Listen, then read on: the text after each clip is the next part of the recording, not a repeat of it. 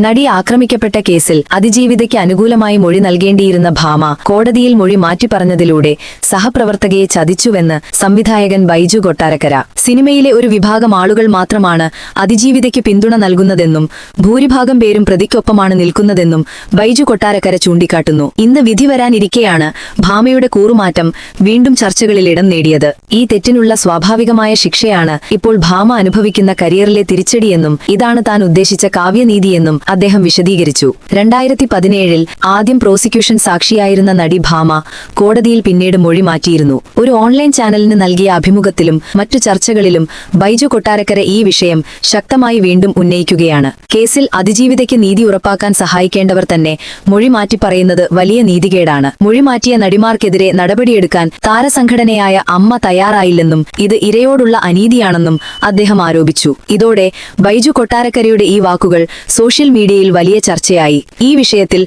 ഭാമയോ മറ്റു നടിമാരോ ഇതുവരെ പരസ്യമായി പ്രതികരിച്ചിട്ടില്ല. സമൂഹത്തിൽ മാതൃകയാവേണ്ട നടിമാർ കേസ് അട്ടിമറിക്കാൻ കൂട്ടുനിന്നത് ഞെട്ടിക്കുന്നതാണെന്നും ഇത് നീതി നിർവഹണത്തെ തടസ്സപ്പെടുത്തുന്ന കാര്യമാണെന്നുമാണ് ബൈജു കൊട്ടാരക്കര പറയുന്നത്. ഈ വാർത്ത ഇഷ്ടമായാൽ സബ്സ്ക്രൈബ് ചെയ്യൂ.